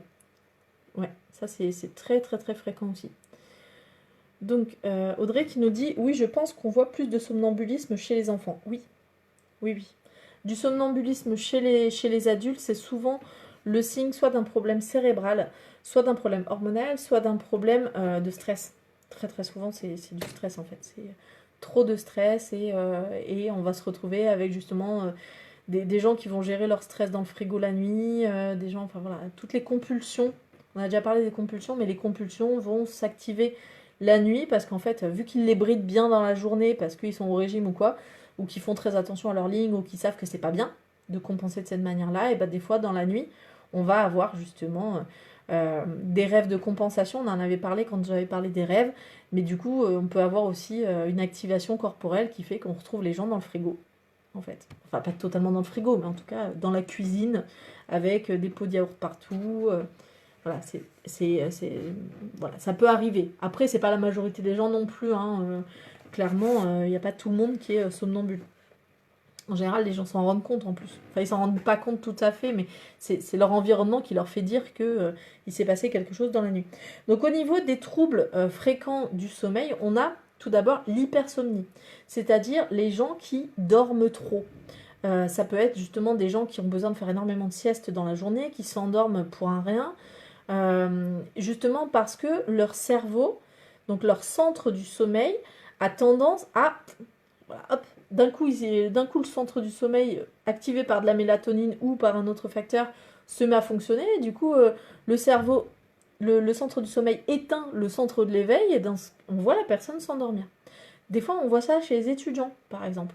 Moi, clairement, quand j'étais étudiante, notamment les 2 ou 3 dernières années, ça m'arrivait très fréquemment de m'endormir en cours. Le prof me laissait faire parce qu'il savait que j'étais comme ça et que vraiment c'était pas de la mauvaise volonté. Mais on était deux en classe à tout le temps s'endormir. Et voilà, bon, ça n'empêchait pas que j'écoutais quand même. Enfin bref, c'est pas un endormissement total, mais je ronflais pas, par exemple. Mais concrètement, il peut y avoir voilà, de l'hypersomnie qui vient se mettre en place. Alors ça peut être passager, ça peut être fonctionnel aussi, un dérèglement du cerveau, ça peut être très souvent les femmes enceintes aussi, à certaines phases de leur grossesse. Patty, toi tu dois avoir connu ça, l'hypersomnie en début, dans les 3 premiers mois de la grossesse, et là clairement, c'est le côté hormonal qui joue son rôle en fait. C'est-à-dire que vu qu'on est en train de créer de la matière, donc on a besoin d'énormément dormir parce qu'on est en train d'avoir besoin justement de l'hypophyse qui va créer de la matière, parce qu'on est en train de créer un bébé quand même, hein. Ça demande déjà, il faut se créer soi, puis en plus pour être enceinte, on a besoin de créer de la matière chez soi aussi, d'augmenter la masse musculaire, d'augmenter bref, vous comprendrez bien que pendant cette première phase de grossesse, forcément c'est normal qu'il y ait de l'hypersomnie. Parce que le corps a besoin d'activer l'hypophyse et a besoin qu'on le laisse travailler tranquille. Ok, donc hypersomnie, c'est un des premiers troubles du sommeil qu'on peut voir. Deuxième trouble, c'est l'insomnie, donc c'est l'inverse, c'est-à-dire des difficultés à dormir. Alors il y a 2 types, et moi clairement quand les gens viennent me voir pour de l'insomnie, première question que je pose, c'est quel type d'insomnie? Est-ce qu'il s'agit d'avoir des difficultés à s'endormir, ou est-ce que ce sont des réveils plusieurs fois dans la nuit? Et si ce sont des réveils dans la nuit, est-ce que c'est le nombre de réveils qui est un problème, ou est-ce que c'est le fait de ne pas réussir à se rendormir facilement quand on se réveille? Parce qu'en fait, on ne parle pas du tout de la même chose, en fait. Sur les difficultés d'endormissement, ça peut être certains mécanismes qui sont engagés. Par contre, si c'est que le corps vous réveille, clairement, eh ben, ce sont d'autres mécanismes. Il y a des gens qui se réveillent énormément dans la nuit, mais qui se rendorment tout de suite. Et du coup, c'est pas les mêmes problématiques et ça génère pas les mêmes problèmes derrière. Donc, hypersomnie, insomnie. Donc, vraiment avoir de quoi il s'agit exactement. Donc, toi, je crois que c'était Patty qui nous disait, ou peut-être Célia, je ne sais plus. Bon, je ne sais plus qui disait ça tout à l'heure, qu'elle se réveillait toutes les nuits à 3h du matin. Concrètement, tu es peut-être à 3h du matin justement sur une phase où tu as un sommeil paradoxal qui est très très proche de la zone d'éveil. Et du coup, à ce moment-là, il se peut que tu te réveilles. Et si peu que tu sois un peu angoissé, par exemple, eh ben, ça t'empêche de te rendormir parce que ton activité cérébrale est intense à ce moment-là. Et que du coup, en fait, tu commences à penser à plein de choses plutôt que de te rendormir et de passer dans le cycle d'après. C'est possible que ça soit un peu comme ça que ça se passe. Donc, hypersomnie, insomnie, narcolepsie. Narcolepsie, c'est vraiment un trouble cérébral qui est un bug en fait dans le centre du sommeil et dans le centre de l'éveil. Donc j'en parlerai pas ici parce que c'est un peu complexe et que je ne suis pas du tout une spécialiste là-dedans. Allez voir Google, Google est votre meilleur ami, vous aurez peut-être plus d'infos sur ça si ça vous intéresse. Il y a aussi des documentaires très bien qui ont été faits sur le sujet. Les apnées du sommeil, pareil, je n'en parlerai pas ici parce que ce sont des troubles qui généralement demandent une prise en charge vraiment purement médicale. Et du coup, ça vaut le coup vraiment de consulter si vous faites des apnées du sommeil. D'ailleurs, les gens en général ne s'en rendent pas compte, c'est qu'ils passent toute la nuit. Ils dorment toute la nuit. D'ailleurs, ils ont en général 8 heures de sommeil et tout. Sauf que quand ils se réveillent le matin, ils sont hyper fatigués. Un peu comme si finalement ils s'étaient pas du tout. Comme s'ils n'avaient pas dormi alors qu'ils savent qu'ils ont dormi. Et donc, ce sont des indicateurs qui viennent nous dire que la personne fait peut-être des apnées du sommeil. Et les apnées du sommeil, mine de rien, donc bon, ça porte bien son nom, c'est-à-dire qu'on arrête de respirer pendant quelques secondes. Et en fait, les gens qui font beaucoup d'apnées du sommeil, du coup, arrêtent de respirer pendant quelques secondes, plusieurs fois dans la nuit. Et donc, vous vous rendez bien compte que pour le cerveau qui gère ça, bah, d'avoir quelqu'un qui arrête de respirer, et bah, de suite, ça va perturber le sommeil parce que ça devient beaucoup plus important de s'occuper de la survie de la personne que de s'occuper de son apprentissage, la mémorisation de son cours de la journée, tout ça. Non. Si vous avez de l'apnée du sommeil, le premier truc qui va bugger par rapport à votre journée, ça va être votre mémoire. Clairement, parce que ça devient plus prioritaire du tout par rapport au fait de survivre. Donc, voilà, j'en parle pas plus que ça, mais en tout cas, voilà, il se peut que si c'est vraiment toutes les nuits, vous dormez énormément, mais que quand vous vous réveillez, vous êtes totalement épuisé, bah, ça vaudrait le coup d'aller voir sur les apnées du sommeil. Alors, les apnées du sommeil sont quand même beaucoup plus fréquentes avec l'avancée en âge. Voilà, chez les jeunes, c'est un peu moins fréquent, mais ça peut être aussi une piste à explorer. Et après, donc on a parlé de somnambulisme. Ah oui, le somnambulisme aussi, il y a un type de somnambulisme qui est lié aussi à l'épilepsie. Clairement, c'est-à-dire l'épilepsie, pour ceux qui sont épileptiques là, vous saurez mieux en parler que moi s'il y en a dans les personnes qui regardent.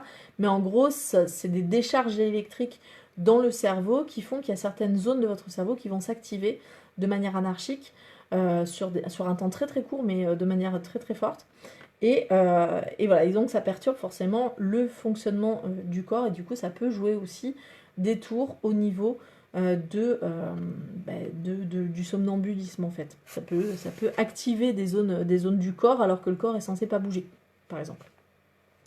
Ok, donc quels sont les symptômes, les conséquences des troubles du sommeil? Alors j'ai vu qu'il y avait des questions. Alors ça c'était... Il y a Célia qui nous dit « Explication à tous mes problèmes, tu es génial ». Alors je ne sais pas si je suis géniale, mais si ça t'a permis de comprendre comment ça fonctionne, ça peut être super cool pour toi. Donc à explorer toujours. Le sommeil à côté d'un ronfleur. Eh oui, ça c'est sûr que c'est pas un trouble du sommeil, mais forcément on en parlera, ça fait partie des causes qui viennent perturber le sommeil, clairement. Tout ce qui est l'environnement, clairement, voilà, le sommeil à côté d'un ronfleur, c'est compliqué. Mais en même temps, quand on est habitué, ça pose plus de problème. On voit ça chez les vieux couples, par exemple. Bah, clairement, ça peut ne pas poser de problème. Après, quand ça pose des problèmes, il y a des solutions aussi. Bref. Donc, quelles sont les conséquences d'un mauvais sommeil? On en a déjà un petit peu parlé, mais les premières conséquences qu'on va avoir d'un mauvais sommeil, ça va être des troubles de l'apprentissage, de la mémorisation, des troubles de la vigilance, de la capacité à se concentrer. Parce que tout ça, ça demande de l'énergie et que si vous n'en avez pas, à un moment donné, si vous êtes KO, vous n'avez pas d'énergie à mettre dans le fait de vous focaliser sur une tâche. Ça va être très compliqué. Donc pour vous, étudiants, trouble du sommeil égale difficulté au niveau scolaire. Voilà. Si vous ne dormez pas bien, vous êtes en train de donner un coup de pied dans votre cursus scolaire. Donc c'est bien de s'amuser, tout ça, mais il y a un équilibre à trouver, tout simplement. En fait, je ne veux pas dire il faut forcément énormément dormir. Vaut mieux avoir peu de sommeil, mais un sommeil de qualité, plutôt que de passer tous ces dimanches à dormir, par exemple. Parce que vous avez bien vu que dormir dans la journée, ça n'a pas un grand intérêt pour votre cerveau si vous ne faites pas partie des personnes résistantes et qui sont capables de s'adapter à un changement de fonctionnement. Ok, donc problème de vigilance, problème de mémoire, forcément ça va générer du stress important. D'ailleurs, généralement les gens qui dorment pas bien, ils sont un peu stressés, ils sont un peu bougons, ils sont pas bien dans leur vie, ils sont pas bien dans leur peau. ils se sentent mal, ils sont ballonnés, enfin bref, peut y avoir plein de symptômes de stress. Il peut y avoir aussi des troubles cardiovasculaires, c'est-à-dire que votre corps, encore une fois, quand vous dormez, il régule pas mal de vos fonctionnements corporels, en fait. Et du coup, au niveau cardiovasculaire, il peut y avoir des difficultés aussi. Voilà, donc ça c'est très important. Des troubles digestifs, parce que pareil, il y a énormément d'hormones d'hormones liées à la digestion qui s'activent finalement quand vous dormez. Donc ça permet vraiment voilà, je sais qu'au niveau du foie, par exemple, il y a des glandes qui activent des hormones qui permettent au foie d'être au maximum de son fonctionnement la nuit pour purifier votre corps et pour faire son activité. Et ben, si vous dormez mal, si vous avez un mauvais sommeil, du coup le foie est perturbé. Et si le foie est perturbé, du coup votre corps élimine moins les toxines. Et du coup vous pouvez vous retrouver avec un corps avec plein de toxines. Et au final être en mauvaise santé. Donc vous voyez que c'est important.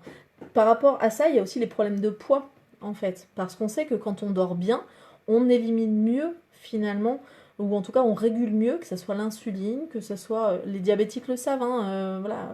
Moi j'ai des personnes autour de moi qui sont diabétiques. Si peu qu'elles travaillent beaucoup pendant une semaine et que leur sommeil soit impacté, eh bien on peut être sûr que derrière ça peut dérégler leur glycémie.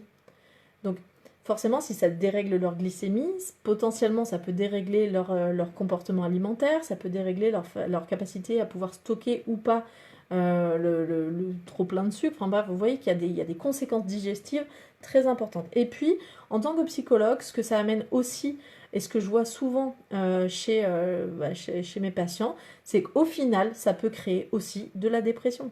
C'est-à-dire des gens qui arrivent, qui sont déprimés, ils ne savent pas ce qu'ils ont.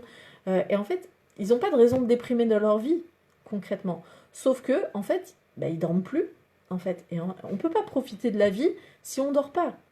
Voilà, c'est vraiment, encore une fois, c'est un équilibre à trouver. C'est assez subtil. Et d'ailleurs, on n'y pense pas quand ça marche bien. On ne se rend pas compte que ce sont des éléments qui sont en équilibre.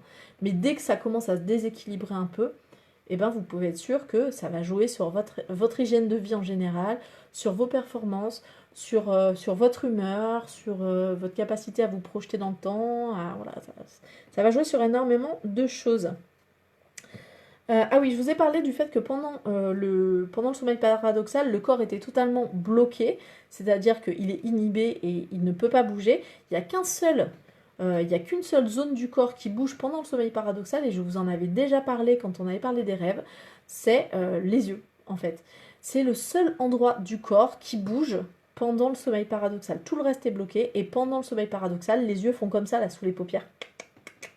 Je vous avais dit, c'est un peu le truc flippant quand on... en fait, c'est très simplement à ce moment-là, finalement, qu'on est en train de brasser énormément d'informations, et c'est à la base, finalement, de la théorie de l'EMDR et du retraitement des traumas. J'en ai déjà parlé, donc j'insiste pas trop là-dessus, mais en tout cas, voilà, ayez cette notion-là. Si vous voyez quelqu'un qui dort à côté de vous et qui a les yeux comme ça, qui font tchic tchic tchic, et bien probablement qu'il est en phase de sommeil paradoxal, notamment si le reste de son corps ne bouge pas du tout.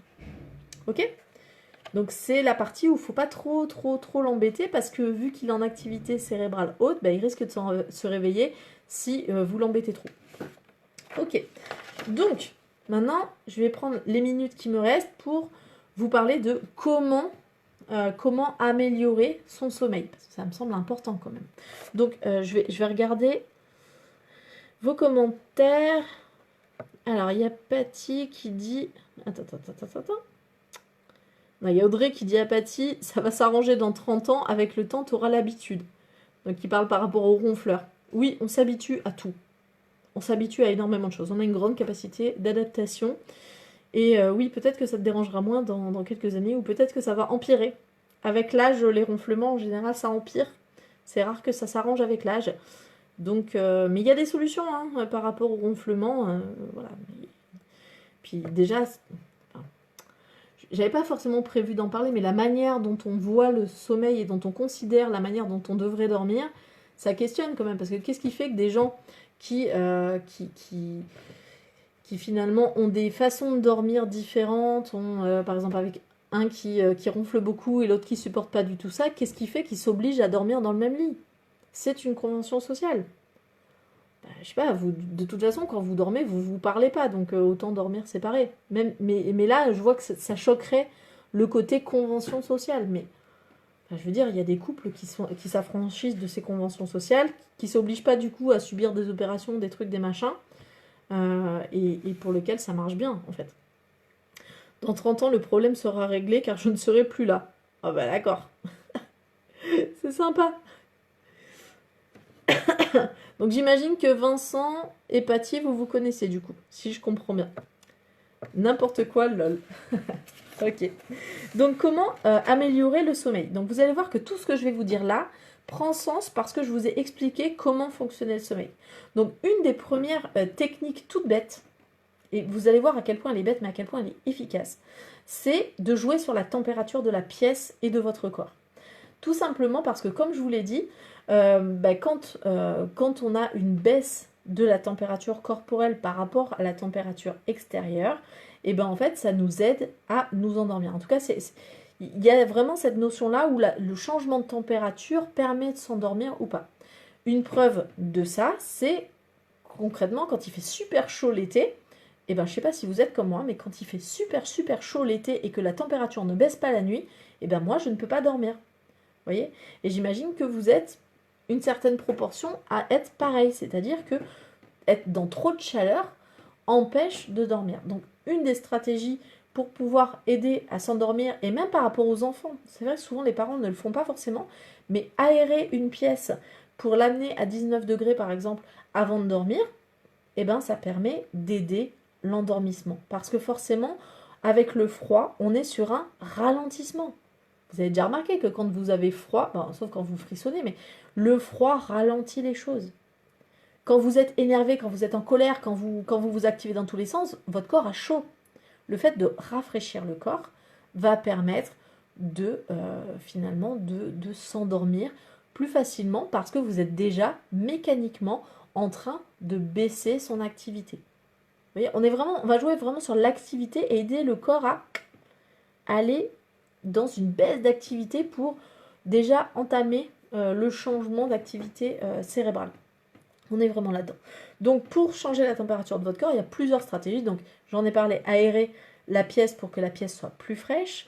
Mais ça peut être aussi prendre une douche chaude. Alors vous allez me dire comment prendre une douche chaude peut me permettre de baisser ma température corporelle. En fait, quand vous prenez une douche chaude, déjà ça va vous relaxer, donc au niveau musculaire, ça va permettre d'enlever certaines tensions. Et puis en plus, l'extérieur, donc votre pièce, la chambre, vous paraîtra plus fraîche. Vous voyez, c'est vraiment une histoire de contraste. Hein. Prendre une douche chaude l'été permet de rafraîchir. C'est ce qui se passe avec les Touaregs dans le désert. Les Touaregs dans le désert, pour se rafraîchir, ils boivent des thés brûlants. Parce que quand on boit quelque chose de chaud, globalement, du coup, l'extérieur nous paraît moins chaud. C'est une histoire de contraste en fait. Ce qui fait qu'on a chaud ou pas, c'est le fait qu'on perçoive un contraste entre l'extérieur et l'intérieur. Donc, dès que vous allez être sur le fait de boire des choses chaudes ou de prendre des douches chaudes, vous allez de toute façon ressentir l'extérieur comme quelque chose de plus frais et du coup, ça va vous aider à vous endormir. C'est ce qu'on fait aussi avec les enfants. Le soir, quand ils ont des difficultés à s'endormir, le coup du lait chaud avec un peu de miel, parce que le sucre aide aussi quelque part à s'endormir. Alors, ça dépend du sucre, hein, mais en tout cas, le miel à quelque chose de rassurant et ça permet aux enfants de s'apaiser quelque part, du coup ça permet de s'endormir. Donc déjà jouer sur la température c'est une stratégie pour pouvoir s'endormir. Alors deuxième stratégie qui est aussi en lien avec celle-là, c'est le fait d'avoir une alimentation plutôt légère. Parce que quand vous allez être sur une alimentation lourde, du coup ça va alourdir votre corps déjà et puis le fonctionnement digestif est un des fonctionnements de votre corps qui dégage le plus de chaleur, en fait. Et du coup, en même temps, ça dégage énormément d'énergie aussi. Et du coup, si vous êtes en train de manger beaucoup, le temps qu'il digère, il est encore trop en activité, en fait. Vous n'êtes pas sur une activité corporelle basse, on est sur une activité corporelle haute. Et du coup, ça va lui demander énormément d'efforts et du coup, il doit rester un peu réveillé. Et puis en plus, si peu que vous ayez pas mal mangé, du coup, ça va gargouiller, ça peut donner de l'inconfort, et ça, probablement que ça va pas vous aider à bien dormir. Vous voyez, donc plutôt une alimentation légère plutôt boire quelque chose de chaud avant de dormir. Voilà, ça dépend de la température voilà, ça dépend si vous êtes en plein hiver ou en plein été, hein, bien évidemment. Mais voilà, adaptez la température, jouez sur les températures, ça va vous aider à vous endormir. Tout ce qui est activation du corps, on va être aussi là-dedans. Donc tout ce qui est activation du corps, je parle de sport. Si vous faites du sport dans les 1 heure à 2 heures avant de vous coucher, probablement que votre corps, il va pas vouloir vraiment dormir parce qu'en fait, il est en mode pump it up. Vous l'avez activé. Vous l'avez activé, ben, il lui faut un peu de temps pour descendre parce que une activation corporelle de cette manière-là, ben, c'est aussi l'activation hormonale qui va avec. Et du coup, ben, les hormones, elles ne se changent pas parce que vous claquez des doigts. Alors, il faut un peu de temps pour évacuer les hormones, pour les remplacer, pour voilà. Donc, allez plutôt sur de l'activité lente, douce, apaisée, calme. Voilà. On se prépare à dormir. Pareil avec les enfants, leur crier dessus pour qu'ils dorment, c'est le meilleur moyen pour qu'ils ne dorment pas, parce qu'en fait, vous êtes en train de les stimuler. Vous voyez, crier sur un enfant, c'est quelque part le stimuler. C'est le stresser aussi, et les hormones du stress empêchent de s'endormir. Donc on finira sur ça, mais il y a vraiment cette notion de préparer votre endormissement. C'est quelque chose, le sommeil étant tellement précieux pour vous et votre santé, il faut le chérir, il faut en prendre soin, il faut le chouchouter, votre sommeil. Souvent, c'est un peu l'oublié du développement personnel, mais c'est vraiment bien dormir, c'est se faire du bien, en fait. Sans grand effort, mais c'est se faire du bien. Donc, évitez le sport avant de vous endormir, évitez de courir de partout et de faire tout votre ménage et tout ça, de tout organiser, tout ça. Non. Finissez toujours par des activités qui soient des activités voilà, des activités douces, calmes, apaisantes, qui vous font du bien, qui vous stimulent pas trop. Au contraire, on aurait tendance à dire, bon, ben, je vais faire une activité qui me stimule pas trop, je vais regarder la télé, sauf que la télé et les écrans stimulent énormément le cerveau, et du coup, ben, concrètement, il se peut que, avant que votre cerveau baisse en intensité, ben, il va lui falloir beaucoup plus de temps que si vous étiez sur une activité moins stimulante. Par exemple, lire peut être tout à fait stimulant, mais sera dans tous les cas moins stimulant que de regarder la télé. Parce que la télé, il y a du son, il y a de l'image, voilà, vous voyez bien que ça engage plus de structure cérébrale. Donc, vous voyez, prenez vraiment ce truc-là de dire, ok, avant de dormir, là, si par exemple je prévois de me coucher à 23h ou minuit, hein, la plupart des gens maintenant dorment à minuit ou 23h par là, du coup, 2 heures avant, eh ben, faut que je commence à baisser un peu mon activité, j'aère un peu ma chambre, je vais prendre ma douche, je me brosse les dents. Vous voyez, des choses qui sont... Gardez toujours la dernière heure pour faire des choses pour vous. Voilà, ranger tout doucement. Pas être en grand ménage en mode pump it up, mais pour ranger un peu votre environnement, pour que ça soit moins stimulant, pour éteindre les choses, fermer les volets. Enfin, vous voyez, mais faites les choses de manière douce et gentille pour vous. En fait, soyez sympa avec vous, un peu de bienveillance, ça peut être pas mal. Ok, dans le même sens que ça, il y a vraiment le fait d'enlever le plus de stimulation possible de votre environnement. C'est hyper dur de dormir quand il y a la télé allumée, les veilleuses de la prise. Vous savez, moi j'en ai une là par exemple à côté de l'ordinateur, une prise rouge. Vous voyez, il y a un voyant rouge. Et ben, bon, je dors pas là parce que c'est mon bureau, mais concrètement, si je devais dormir dans cette pièce, clairement, je l'éteins avant de m'endormir, parce que sinon, à travers mes paupières, mon cerveau capte qu'il y a de la luminosité. Vous voyez, donc ça va le perturber, ça va pas grandement le perturber, il arriverait à en faire abstraction assez rapidement, mais n'empêche que je le mets dans les meilleures conditions pour pouvoir vraiment dormir.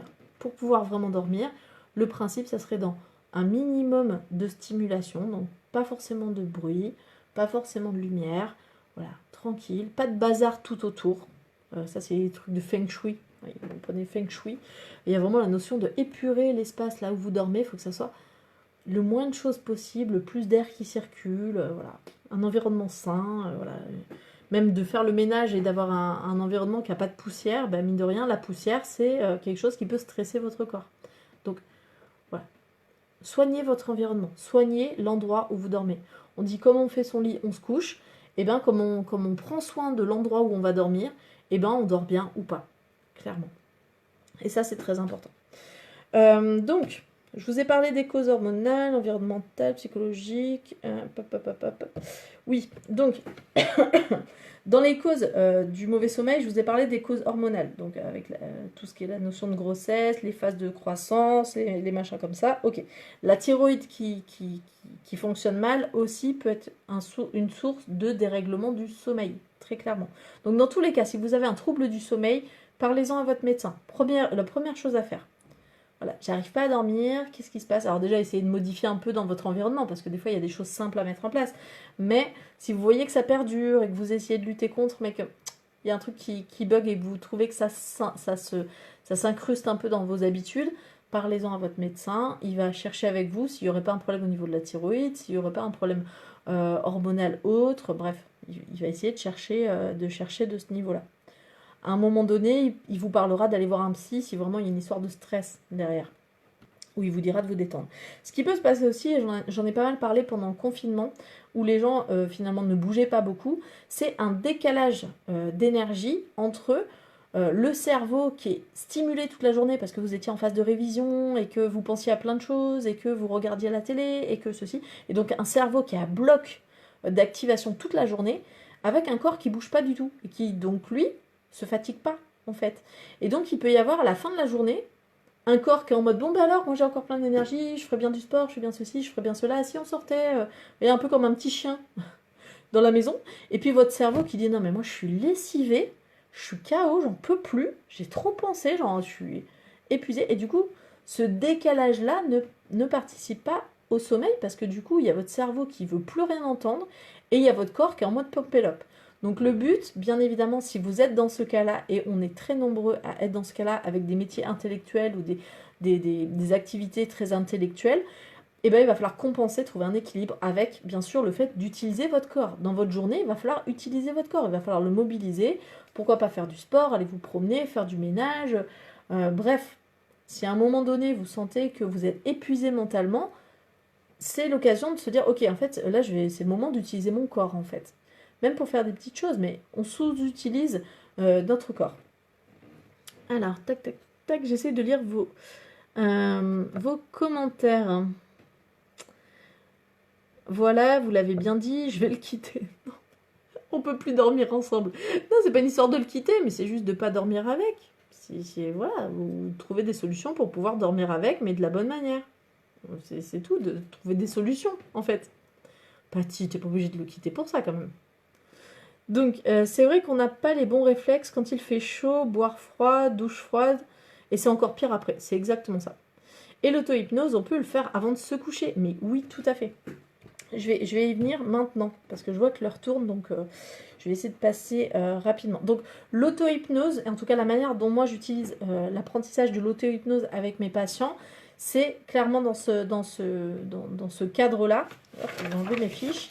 Donc, ce qu'on peut faire avec l'auto-hypnose, c'est déjà... Donc, l'auto-hypnose, je ne vous fais pas tout un cours sur l'auto-hypnose, mais en gros, c'est l'utilisation du principe de suggestion pour vous-même. C'est-à-dire que vous allez vous-même driver votre pensée pour pouvoir créer certains effets.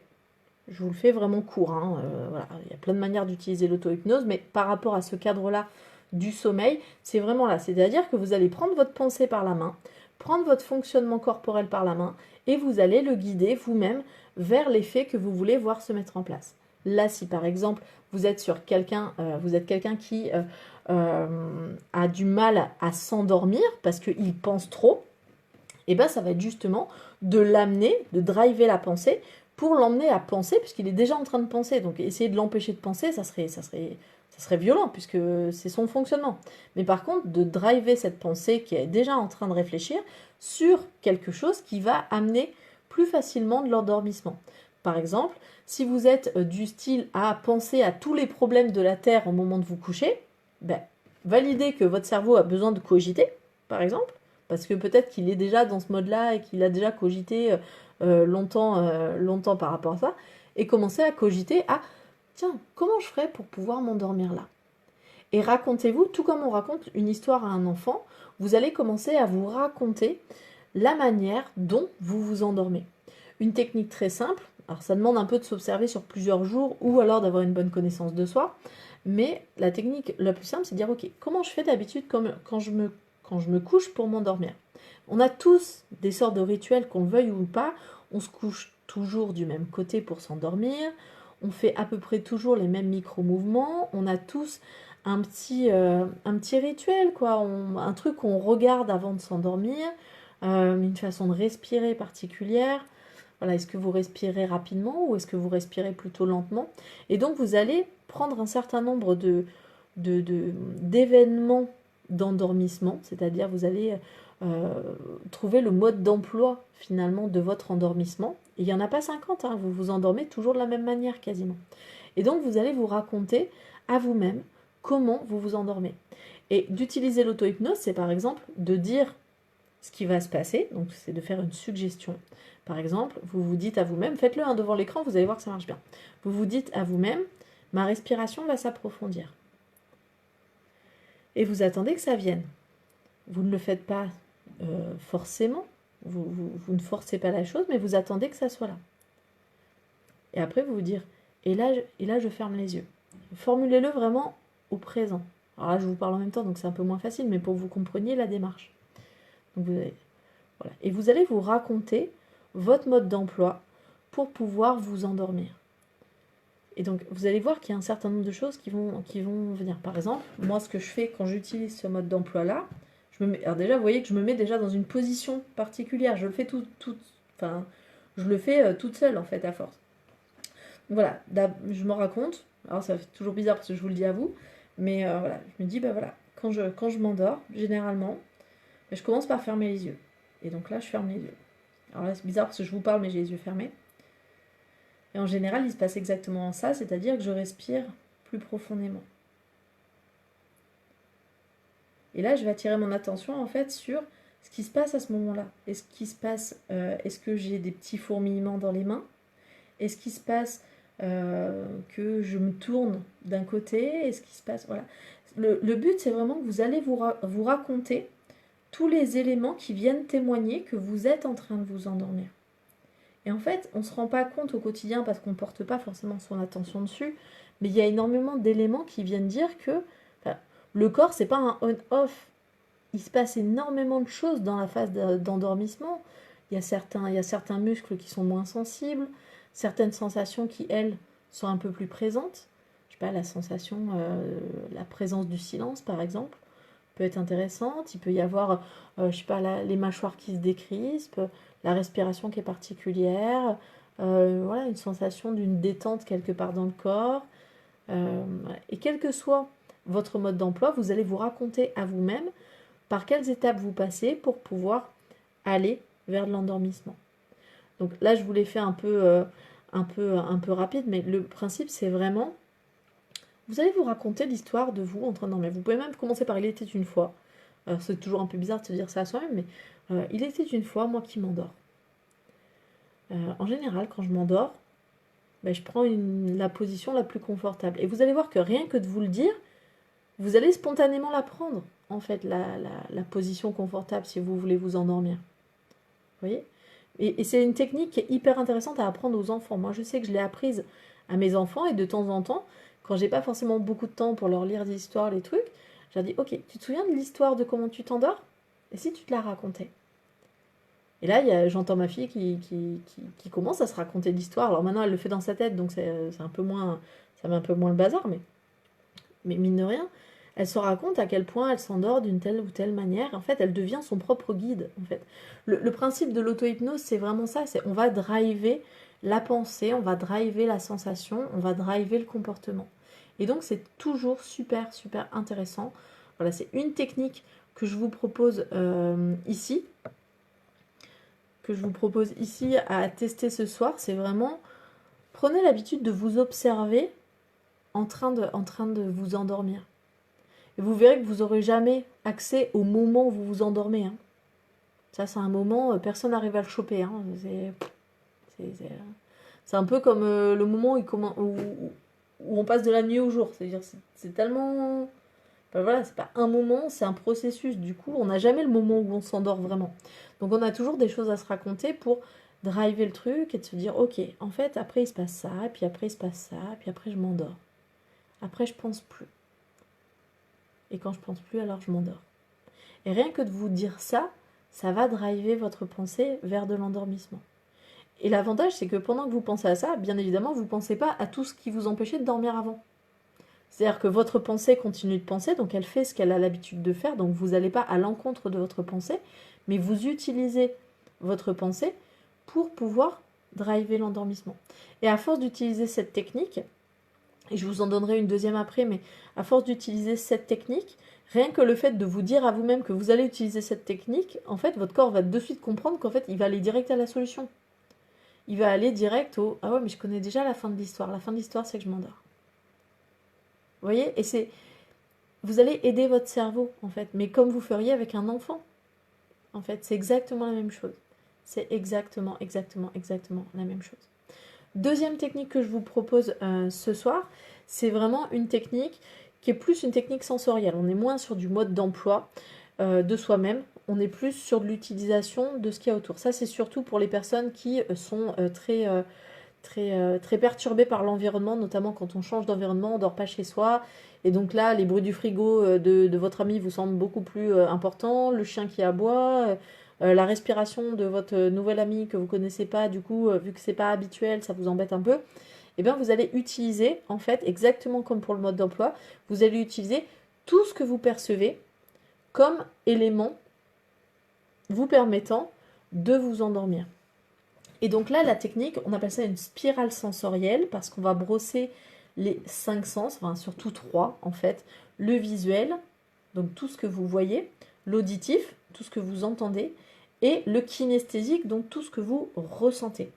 Et donc vous allez petit à petit partir du plus loin que vous pouvez percevoir, c'est-à-dire le truc le plus loin que vous pouvez voir. Alors généralement on est quand même limité par la pièce, mais ça va être par exemple si je le fais là, ben, je vois, il y a beaucoup de bazar. En fait, derrière je range, mais vous imaginez même pas le bazar que je mets devant moi. Donc il y a énormément de choses, mais par exemple je vois un classeur, je vois une pince, je vois la lampe, je vois mon deuxième ordinateur qui est là.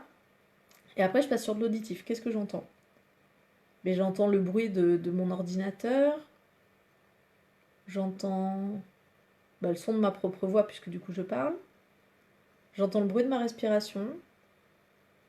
J'entends le silence, parce qu'il y a énormément de silence, en fait. Quand je me tais, il y a énormément de silence. Et après, qu'est-ce que je ressens? Je ressens la position de mon corps sur la chaise. Ma respiration avec la poitrine qui se gonfle et qui se dégonfle. Je ressens, nanana. Vous allez vous raconter ça. Donc vous allez faire 5 visuels, 5 auditifs, 5 kinesthésiques. Et après vous allez vous dire et je commence à m'endormir. Juste je commence. Ou je commence à m'apaiser. Ok. Il y a ça. Et je commence à m'apaiser. Et puis vous continuez. Avec 4. 4 trucs visuels que vous n'aviez pas forcément vus avant, sur laquelle vous allez balader votre attention. Si par exemple vous êtes dans une chambre avec un nouveau chéri ou une nouvelle chérie et plein de trucs, il y avait plein de trucs nouveaux en fait que vous ne connaissez pas. Donc vous allez attirer votre attention sur 4 choses visuelles, 4 choses auditives un peu plus proches de vous, et puis 4 choses kinesthésiques un peu plus précises. Le but c'est vraiment de partir du plus loin et d'aller de plus en plus vers de l'intérieur. Et vers le troisième, vous allez voir qu'à un moment donné, vous allez avoir envie de fermer les yeux, par exemple, et que du coup, le fait d'avoir fermé les yeux ne vous empêche pas d'être dans du visuel, parce que vous allez être, par exemple, dans de l'imaginaire. Et j'imagine mon corps en train de commencer à s'endormir. Donc le but, c'est vraiment, dans la spirale sensorielle, d'aller du plus loin au plus intense, au plus profond.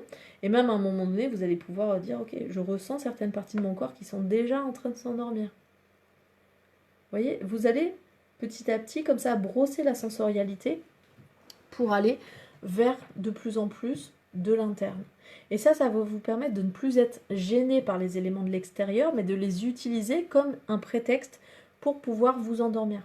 Ce qui est quand même beaucoup plus agréable que d'entendre le copain qui ronfle et de se dire mais c'est pas possible, il n'arrêtera jamais. Sauf que si vous vous dites je l'entends ronfler et mon corps s'apaise, pour le cerveau ça semble logique rien que de mettre un petit et entre les deux. Et du coup ça permet, parce que le fait qu'on l'entende ronfler, votre cerveau va dire oui je l'entends ronfler, ça c'est sûr.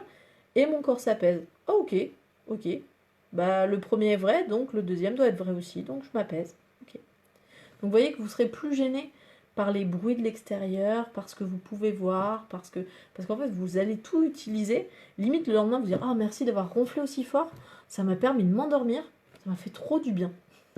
Donc même pour toi Patty, toi qui avais un problème avec ton chéri qui ronfle, bah, utilise ça pour t'endormir en fait. Il y a vraiment des jolies choses à faire avec des personnes qui ronflent. C'est un élément. C'est un peu comme les bruits de la machine à laver. Il y a beaucoup de bébés qui s'endorment avec les bruits de la machine à laver ou avec les bruits un peu comme ça, qui sont un peu réguliers. Alors, faut voir si ton chéri ronfle de manière régulière ou pas. Ça, c'est encore autre chose. Mais en tout cas, quelqu'un qui ronfle de manière régulière, ça peut tout à fait être une source d'endormissement, en fait. Donc ça vaut le coup d'étudier ça. Donc je vous ai donné 2 techniques différentes pour pouvoir vous endormir. Alors je ne peux pas vous les détailler ici parce que pour le coup c'est pas des programmes d'auto-hypnose, mais essayez-le déjà comme ça spontanément et vous me direz ce que vous en pensez la semaine prochaine. Donc là on va s'arrêter pour ce soir. Je vous souhaite vraiment de bien dormir, de bien vous coucher. Vous ne le connaissez pas, il ronfle terrible, même si je le tape, il continue. Le pauvre, tu le tapes quand même. Patty, Patty. Ça vaut le coup juste de faire peut-être lit à part, mais je sais que ça choque les conventions sociales et que voilà, mais c'est vrai qu'à un moment donné, le sommeil, c'est tellement important. C'est tellement important, ça vaut pas le coup de s'obliger à dormir dans de mauvaises conditions juste pour sauver des conventions sociales, alors que concrètement, les conventions sociales, on s'en fiche. Personne ne va venir voir si vous dormez ensemble ou pas. Du moment où les deux vous êtes d'accord avec ça, vous pouvez très bien aménager, en fait, aménager les choses. Il y a plein de solutions qui existent. Et voilà, donc le but, c'est vraiment que les deux dorment bien. Je veux dire, tous les deux, vous avez besoin de dormir. Après, il faut voir aussi si le problème de ronflement ne serait pas un problème d'apnée du sommeil ou si ça ne serait pas un problème qui empêche finalement de bien dormir aussi. Parce que, mine de rien, si ça ronfle, ça veut dire que la respiration n'est pas top top pendant le sommeil. Donc, ça vaudrait peut-être le coup d'aller voir un médecin. Non pas pour que ça t'embête moins toi à dormir, mais peut-être pour lui, ça serait bien aussi. Peut-être. On est dans du peut-être, hein, j'en sais rien. D'accord ? Je ne suis pas médecin, je ne suis pas son médecin et je ne vous connais pas. Donc tout est possible.